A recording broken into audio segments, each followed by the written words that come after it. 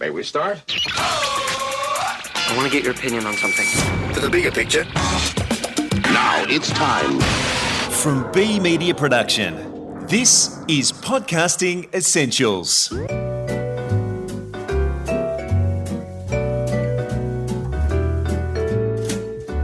Hi, and welcome to the first episode of a brand new season, Season 4 of Podcasting Essentials. I'm Nick Schildberger, Managing Director of B Media Production. To kick off this season, we're going to study the important art of writing compelling podcast descriptions with a man who knows more than most about this often overlooked task, the ABC's Andrew Davies. But first, back again as a permanent co-host for this year is our producer, Nicole Goodman. Welcome back. Thanks, Nick. It's really lovely to be a new fixture on the show. And what an exciting year we have coming up. It is going to be a huge year for podcasting. But as we sit here now, it's also quite a strange time. It is. Due to COVID-19, we might not be sitting face-to-face in a studio for much longer. No. Like most, our team are working more from home now, but that isn't stopping us producing podcasts. And when required, we're going to be recording remotely. So things are going to be a little bit different, but the podcasting will continue. I actually think that podcasting will play an important role during this time of isolation. I agree. I feel like there's some synergy, to use a jargony word, between the isolation that we're going to be experiencing and the ideal scenario for listening to podcasts. The other thing to keep in mind is that COVID-19 will be forcing us into a different routine. So for people that might have listened to podcasts on their way to work, they might have to rejig their listening time while they're at home. Well, and producers too might need to look at what kind of content they're producing. There might be more listening on smart speakers if people are going to be at home, and that might call for shorter content or more family-related content, or who knows, but there's opportunities. Absolutely, absolutely. Now, it's been a big few months for podcasting. What are the headlines since we last recorded? That's right, Nick. And in a few short months, we've seen the number of podcasts grow to around 900,000 from around 700,000 the same time last year. So we're going to hit 1 billion this year. 1 billion, it's looking like it. And while the rapid growth of podcasts continues, so too does the number of people listening to podcasts. It does, and that's exciting news for us because while there is a committed listening audience, there's also a broad number of people that we need to target, that we can introduce and seduce into the podcasting medium. Indeed, and we've also been very busy ourselves. We're launching our own daily business podcast soon, but more on that closer to the date. Yes. You know a lot about it because you're going to be the host. I am. So a little bit to do, but absolutely loving it. So looking forward to that. And we've also got a couple of really exciting client podcasts that are very close to launch, but more on that when they're ready for your ears. Yes. Let's get to today's topic, which is all about writing podcast descriptions. At AusPod last year, Andrew Davies from ABC Audio Studios did a really good session where he admitted his obsession with podcast descriptions. Now, that's largely because at 71%, they are the biggest driver for new podcast listening. That's right, Nick, followed closely by word of mouth, but it really is that podcast description and title that producers really need to be focused on. They're not something that you can rush either. Apple has actually allowed a 4,000 character limit for descriptions. So while most podcast apps won't display all of the content, it's still a rich space for SEO indexing and for giving people more information on the episode that they've just heard. And that's why we're really excited to talk to Andrew Davies, self-confessed expert in this space. Now, for a bit of background on Andrew, he's the digital and engagement editor at ABC's Audio Studios. He's so passionate about audio that he's actually been with the ABC for 17 years. It's a long time. Yeah. He's worked mainly as an audio producer across the ABC stable of content. And because he's also spent time in the digital space, he's now got a bit of a hybrid role across ABC's content, and he's absolutely loving it. But let's hear from the man himself. Andrew Davies, welcome to Podcasting Essentials. We're thrilled to have you join us. Pleasure. Hi, Nicole. Hi, Nick. Hi, Andrew. Now, Let's get down to it. You and the team at ABC Studios have been really busy. How many shows have you produced over the last few years? Yes, we've got around 30 shows on our slate at any one time. Obviously, not all of them are coming out all at once, but we, as Kelly Redden, who was a previous guest on the show, may have said, we have a range of shows, a range of genres. So one of our key focuses is families content. So that's shows like Ladies Who Need to Talk or The Pineapple Project, which is our kind of life hacks show. We also do families podcast as well in that sort of genre. So a show like Short and Curly, which is our kids ethics podcast. Fierce Girls, which is a great show in the family space. Then we have comedy, where we do a whole range of shows like ABC Comedy Presents, which is a sort of monthly stand-up special, through to a show called Finding Drago, which is probably the strangest or silliest show I think I've ever been involved with. One of the jokes I make is it's a bit like Serial, only with much, much lower stakes. And also we do sort of longer form narrative shows. So we did a show called No Feeling Is Final, which is a fantastic show that came out last year that I'm pleased to say won a major gong at the Third Coast Audio Festival in late 2019. So pretty range of shows, range of styles, range of formats, range of hosts. I guess the common theme is that we're sort of trying to reach some of the ABC's underserved audiences and try different things and different styles. So that's an exciting place to be. It is. And you work across, in your role, basically all of those programs, which must keep you very busy. Part of your role is sort of in the digital and social content and the promotion of those shows. Could you tell us a little bit how you go about the social promotion and growing of an audience for some of those shows or all of those shows? Yeah, sure. I guess we think about the digital and social content as extending the reach of the show. So it's not in the case of written articles, it's not a press release for the podcast. It has to stand alone in its own right. So we publish a lot of kind of associated articles that are connected to a show. They might be elements of a show. They might contain other elements like original interviews or original source information. So it's not just a write through of a particular episode. In terms of the social content, again, it could be social videos, it could be Instagram stories, it could be a range of different channels. But again, we treat them all as if they're created for their bespoke platforms that we're publishing them on, rather than trying to sort of retrofit the audio to, say, Instagram or to a news article. And I think that the point with that, particularly with articles, is that while you might hope that someone might read an article and then subscribe and hit download it to your show, the vast majority of people probably won't necessarily do that straight away, if at all. So the articles have to stand alone in their own right.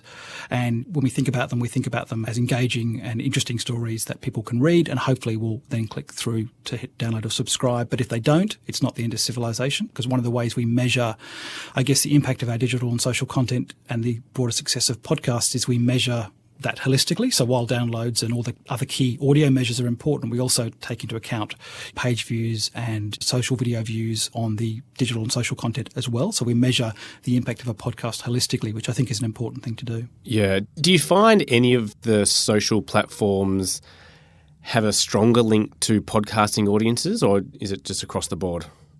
I think it's across the board, because one of the things I'm very big on with our team when we think about our digital and sort of discovery plans that we create for our shows is that you have to take a multi-pronged approach. Audiences don't come to a podcast in any one particular platform, and different audiences are on different platforms. So when we create digital and social content, we're thinking about the audience of the show we're trying to reach, and we're thinking about which platform is going to be most important for that. If it's a show with, say, a strong female skew, then we're going to think about a platform like Facebook or Instagram particularly.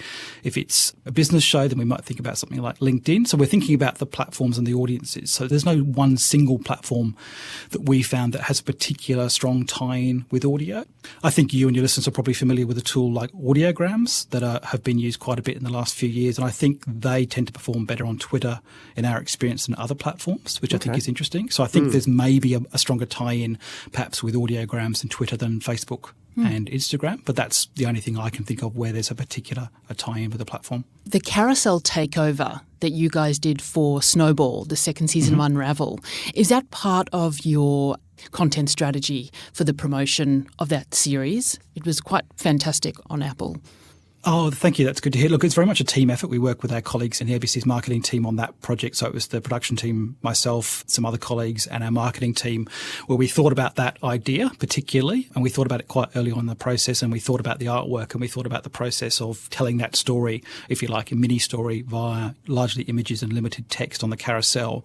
So it was very much a team effort, also with our colleagues at ABC Made, which is the ABC's in-house sort of design and graphic design agency. So they did a great job, along with a sort of collective team effort to sort of try and get that one over the line. And it was great to see the impact of that. And obviously we worked with our representatives at Apple Podcasts as well. And they did a great job in terms of kind of giving us the leeway to try and do that in the first place. And I think I'm right in saying it was the first takeover by an Australian publisher. I think I'm right in saying that. Yeah, we'd never seen it before. I've never seen it by any publisher. So has it been done? Had you seen it done in the US before, had you? Yes, I think one of my colleagues in marketing had seen it. I think one of the Wondery shows, it might have been Dr. Death, or one of those shows, I think had done something similar in the States. And I don't know if it's been done in Canada or the UK, but it's certainly one of those things that Apple are interested in doing for the right show that they think is going to fit their platform and their audience. There's obviously a lot of work that goes into that in the lead up. It's not something you just sort of throw at them at the last minute. There's obviously quite a bit of planning. That's right. And that started quite early on in the process with that. I mean, obviously the production was ongoing on the show, but it was several months in advance in terms of making that happen. A, to sort of raise the idea with Apple, B, to then sort of find out what the various requirements were, and then C, in terms of kind of the execution of that. Now, I want to move on to your real passion. You said at Ozpod this year that you're actually slightly obsessed with this topic, and that's descriptions and titles in podcasts. Why are they so important? Yes, I think I've been typecast. I think that's my middle name, both in the ABC and elsewhere in some ways, which I don't mind taking on. And my colleague Kelly Redden, who I know you've interviewed in the past on the show, who's the manager of ABC Audio Studios, she and I think, are both equally obsessed about episode descriptions and titles when it comes to discoverability. And you mentioned Ozpod, and in our 2019 conference, I think one of the things I talked about was our Ozpod research, which I know you've covered on the show before, and that was that 71% of people, according to the audience that we surveyed, choose new podcasts based on episode descriptions and headlines. So that's above the brand, that's above the artwork, that's above cross-promotion even when it comes to the way people discover new podcasts. So I think they're massively underrated because we have a tendency in the podcast industry and as podcast producers to focus, not unreasonably, on making the audio as great as we possibly can be. But I think we sometimes forget the product packaging, which is a term that some people have used to describe the artwork, episode descriptions, headlines, the rating, the genre you choose in Apple Podcasts, all those associated things that quite often people forget about because they're so focused on making the audio as good as it can be. And obviously the audio has to be great. The core product is the audio, so you live and die by that. But to some extent, the episode descriptions and headlines, the artwork, the genre, all those things are really, really important. So episode descriptions and headlines, I think, are one of those things that people overlook, which is why I've been on a bit of a one-man mission in some ways in the last 12 months to sort of get people to think about that, because it's something that, if you think about it, it's not just relevant for people who are new listeners to a show or potential listeners to a show, but it's also people who are existing subscribers to a show. Because I don't know if you guys are like me, but if you're a subscriber to Radiolab, as I am, I still make a decision about what to download based on the episode descriptions and the headlines. You might think you're a rusted-on subscriber. You actually still make a decision, I think most people do, based on the episode descriptions and headlines as a regular subscriber to a show, as well as if you're a potential listener to a show. Yeah, it definitely works for both audiences. Have you got some best practice tips for us? Yeah, absolutely. So one of the things I talked through at Ozpod in 2019 was sort of my 5 or 6 key tips. And one of them is to front load the first line and a half of your episode description, because generally speaking, obviously there are a plethora of different podcast apps out there. So you can't take account of how your episode descriptions will display universally on all of those. But generally speaking, if you front load the first line and a half, as in you want to write the most compelling or interesting or engaging aspect of your episode description, put that at the front so that it'll appear before the line break. Another thing to think about is style and tone. And by that, I mean, it's really important to think about the style and tone matching the nature of the audio. So example I've given before is Short and Curly, which is our kids ethics podcast at ABC Audio Studios. The way we write those episode descriptions are relevant for a largely kids/younger audience. We're not going to write that style if it's for an adult podcast. So thinking about the nature of the audio you do, the style and tone of the audio itself, if it's fun or irreverent, if it's informative and newsy, try and match that style and tone with what you write when it comes to episode descriptions and headlines. Search, which I know has been a big topic on this show before with various guests, now that Google are indexing audio, so making audio from podcasts both at a show level and an episode level more discoverable. It's really important to think about optimizing for search, so using keywords in your episode headlines particularly and your episode descriptions. That's going to help your show be more discoverable, particularly for new listeners and new audiences who are more likely to come across your show via Google. Another thing to think about is scenes. So quite often a lot of podcasts think about when they make their shows, particularly narrative shows, they write in scenes or self-contained scenes. And I think you can do that often in podcast episode descriptions, so introducing a key character or just a way of phrasing the episode description as a self-contained scene. I think that can often be an effective way to write your episode descriptions. And I guess the final thing is don't make them an afterthought. As I was saying earlier, don't think about them at the end of the process. Try and think about them at the beginning of the process or during the process. So one of the things we do with the way we work at audio studios is that we really try and build in the workflow to think about episode descriptions early on and to start brainstorming via a Google Doc or other kind of collaborative document. And different members of the team feed in. And then more often than not, sometimes I'll show them to people who aren't connected with the show to get feedback on the episode descriptions as well, to see what they think as someone who's not heard the show, not come to the show at all before. So that's something we also use. So all those things I think are really important things to think about. I think some of our listeners would be shocked to know how much work can go into writing just a couple of lines, but it is so important. I completely agree. Just one last one on descriptions. What about the use of names? If the person's well known, that might work well for Google, but if the talent's not as well known, would you still use their name in that sort of critical first line and a half? I'd be inclined not to. It depends. I think I would agree with you that generally speaking, if you have a big name, then it's important to try and use that in the title and also the description. But if they're lesser known, then I think it depends. If you're writing, say, in a self-contained scene and you wanted to build the name in, you could take that approach. But if they were less well known, I think it's sort of case by case, I suppose, on the story and the episode as to how you approach it. Moving on to smart speakers. Smart speaker ownership has tripled in the last 2 years, but it's still a relatively small share of voice, share of ear. What's the future for smart speakers, and how can brands best take advantage of this space, do you think? Yeah, it's a great question. It's something I think about a lot. I know some of my colleagues who work in our product team in the ABC working on sort of voice are very actively focused on that topic, as I'm sure a number of other brands are as well. I think it's interesting to see, to some extent, there's been a bit of a debate about podcasting as to whether it's a case of build it and they shall come with smart speakers, whether we'll start to see more people engaging with podcasting as the platforms themselves make it easier to listen. So I'm curious to see what the next 12 months bring, because I know that both Google and Amazon are working on improved podcast discoverability and recommendation via their different devices. So it'll be interesting to see to what extent that changes the number of people listening to podcasts via smart speakers. And I guess the other thing related to that is it's hard to discover podcasts. Discoverability is a big topic in podcast circles at the best of times, but I think it's even more of a topic when it comes to smart speakers. And the other thing I think that brands need to think about with smart speakers is there's a real separation between what people have called content and utility. So by that I mean a lot of podcasts have a narrative focus, a particular story, a particular approach, whereas smart speaker skills and voice skills are very much driven by utility. So tell me what the weather is today, tell me what the traffic is like, tell me how long it'll take to get to work, that kind of stuff. So I think if you're a brand and you're working on a podcast, one way to think about potentially expanding into the voice space is to think about what some people have called kind of companion skills or associated skills connected to your shows. So it could be if you're making a food podcast, you could potentially think about some recipe kind of skills, or if you were working on a news podcast, you could think about maybe a quiz connected to that show that may feed into that broader voice space. But I think there are a number of things to think about when it comes to those skills in terms of development. And I think one thing is habit. That's a key consideration. If you're thinking about creating a skill, trying to tie in with a regular habit that people may do. And I think, one of the shows that often gets cited in this space is Gimlet did a great podcast stroke voice skill called Chompers around teeth and brushing teeth for kids, which is a good example of kind of trying to fit into that space of a regular habit that thousands, millions of kids and parents do every day. And also doubled as a podcast.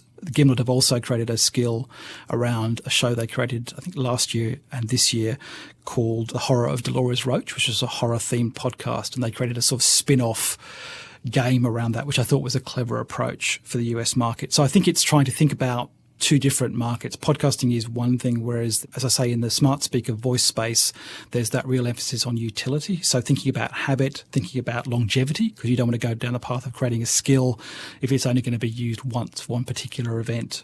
So I think all those are key considerations in that voice space. And as I say, I'm really curious to see what the next 12 months brings in terms of improved discoverability and improved engagement with podcasting by both the big platforms, Amazon and Google.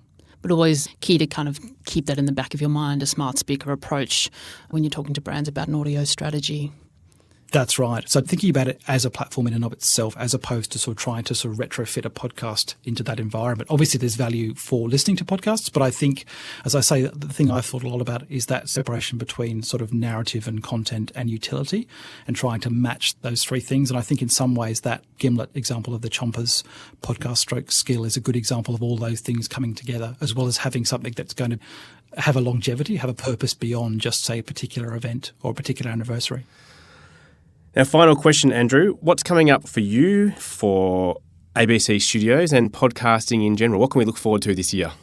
Yeah, some good questions. I think we're in for an exciting year, certainly for ABC Audio Studios. I can't say too much, but keep an ear out for a kids fiction project. That's a show that's going to be coming out later in the year. We'll have some regular series returning. So Ladies Need to Talk, which is one of our popular podcasts, which is a show that looks at women's health and sexuality. That's a really popular show for us, and a whole range of other shows that are regular shows on our slate. They'll be coming out in this year as well. So keep an ear out for all of those shows.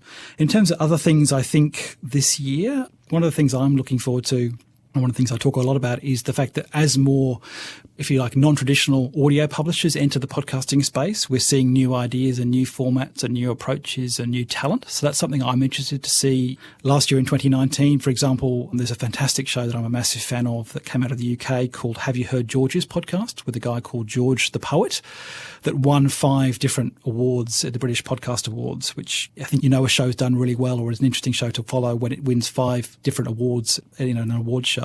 And that's a show by a guy who is new to podcasting, and I think really blazed a trail in terms of new styles and approaches to podcasting in 2019. It was very much a sort of genre mash style of a show, a whole range of different styles. So I think one of the things I'm excited about is just seeing what new publishers and new entrants to the podcasting scene will bring in terms of styles, approaches, tones, all those sorts of things in 2020. Also, discoverability is a theme I've touched on when I was talking about smart speakers and the different platforms, and potentially seeing improvements from both Google and Amazon when it comes to smart speaker engagement or interactivity when it comes to podcasts. So I'm hopeful that we'll see more improvements. We've seen Spotify make some big movements in 2019 when it comes to discoverability and playlists. So I'm hopeful that we'll see more incremental progress by a whole range of different platforms in 2020 when it comes to making podcasts more discoverable, which I think is a good thing for the industry as a whole. And I guess the final thing I'd say is that measurement, I know, is a hot topic in various podcast circles, and I know it's a regular theme on this show. So I think hopefully as each year goes by, I think we're seeing more progress when it comes to measurement and understanding more about our listeners. So I would hope that we'll see more momentum around that, so we can actually engage more and discover more about our audiences in the same way as we can perhaps with, say, web metrics and other forms of digital metrics, that we'll see more progress with that when it comes to podcasting. I think there is no doubt 2020 is going to be a huge year for podcasting, and very excited to hear the new ABC shows coming that you teased us about. Well, thank you so much for joining us on Podcasting Essentials, and all the best for the year ahead. Thank you, Andrew. It's been wonderful to have you. Thank you. Pleasure. Thanks both. Look, I loved that interview. Andrew's point about measuring podcasts holistically, looking beyond the download numbers, is so important. And I spoke a lot about that last year, in fact. I'm also really looking forward to the new styles and tones and approaches that people are going to be bringing to the medium. Yeah, I think my biggest takeaway from the interview was don't treat descriptions as an afterthought.